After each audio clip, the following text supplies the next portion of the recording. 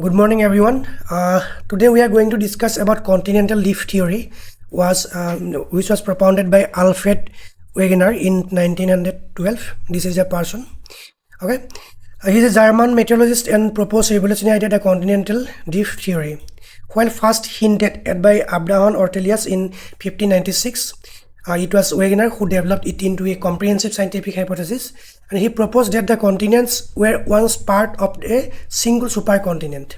Okay, this is the supercontinent Pangaea, and it was surrounded by super ocean, that is Panthalassa, and Pangaea began to split approximately 200 million years ago, a process that would eventually form the world we know today, and it's separated into two parts. This is Laurasia in the northern part and Gondwanaland in the southern part. Okay, there are some evidence of his theory. First of all, the continental jigsaw. Okay, it is also known as jigsaw fit. The most intuitive evidence was the remarkable and unique match between the coastlines of continents, especially South America and South Africa. This is South America and this is South Africa. Okay, the coastline is matching accordingly. The match between this coastline is known as jigsaw fit. F-I-T, jigsaw fit. In 1964, there was a confirmation about this argument. A computer program developed by Sir Edward Bullard confirmed the fit of the Atlantic margin with near perfect accuracy, lending modern credence to Wegener's initial observation. Okay. Then number 2 evidence, a common geological fingerprint. Okay, there are some geological fingerprint around the world which supports the continental drift theory by Alfred Wegener. First of all, matching rock belts. Radiometric datings confirm ancient rock formation align perfectly in age, composition and structure. Okay, then glacial scars. Tillite, a rock formed from glacial deposits, is found across all southern continents. All southern continent means Antarctica portion, proving there were once a single glaciated landmass, and that is Gondwanaland.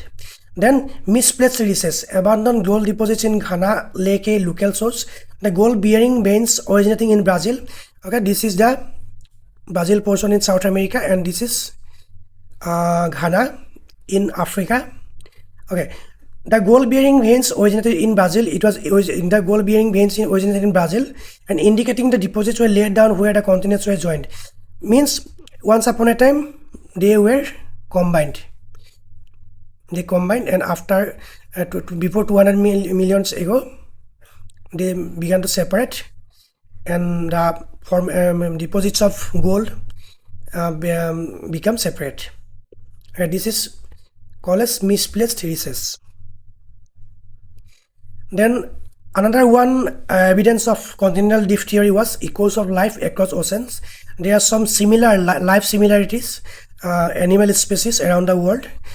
For example, Mesosaurus, a freshwater reptile unable to cross an ocean.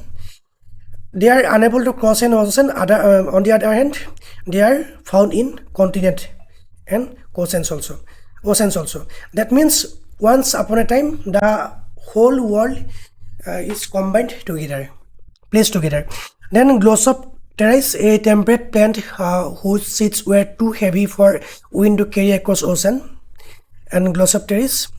And then Listosaurus, a land-dwelling reptile whose fossils link 3 continents. This is a wrong Glossopteris. This is the perfect picture of this Glossopteris. And Listosaurus. Okay, this is a land-dwelling reptile. Okay, link, and its fossil links 3 continents: America, Africa and Antarctica.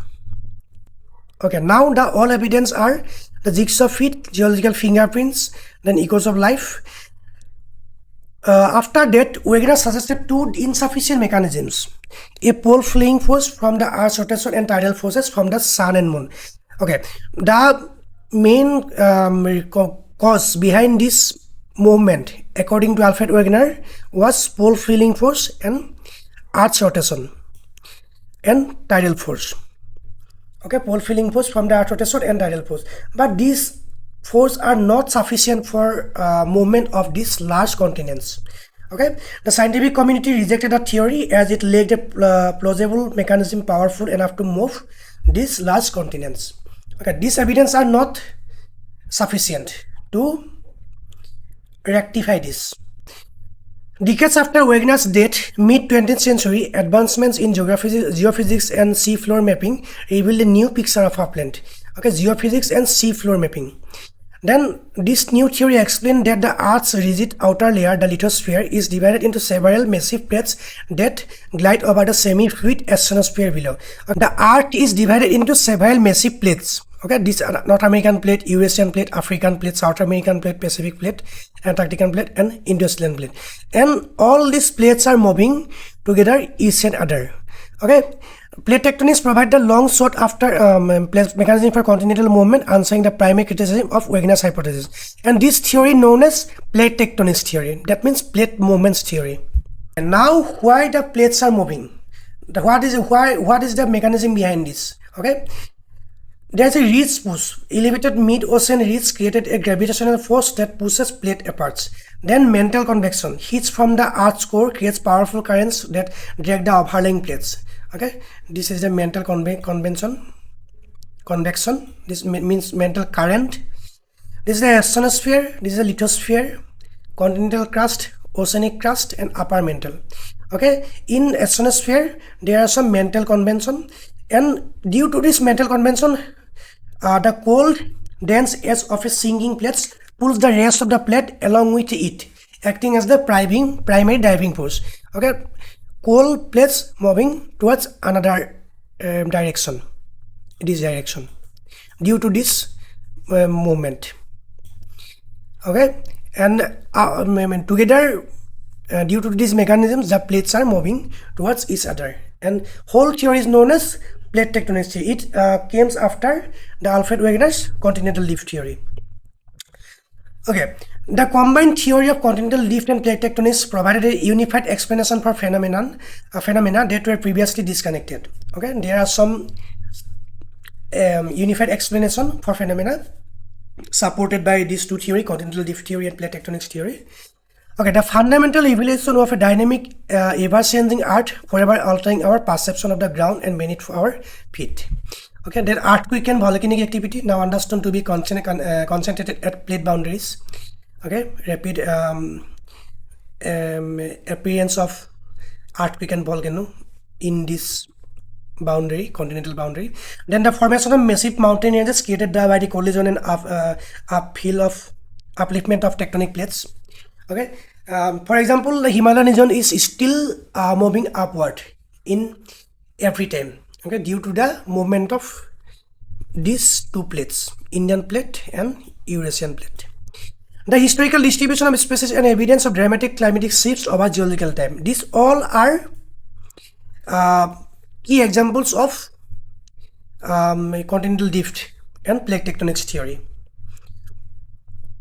Okay, from hypothesis to foundation, Wegener's theory through initial float or failure laid a critical foundation for modern plate tectonics theory. Okay, continental drift theory introduced the modern plate tectonics theory. Okay, today's his ideas are proven by overwhelming evidence, including satellite GPS data, seafloor magnetic anomalies, and the direct observation. Alfred Wegener's lonely quest to understand a simple coincidence transformed our understanding of the planet. Okay, that's all for today. If you have any query or doubt, just let me know in our comment section, and don't forget to subscribe my YouTube channel. Thank you so much.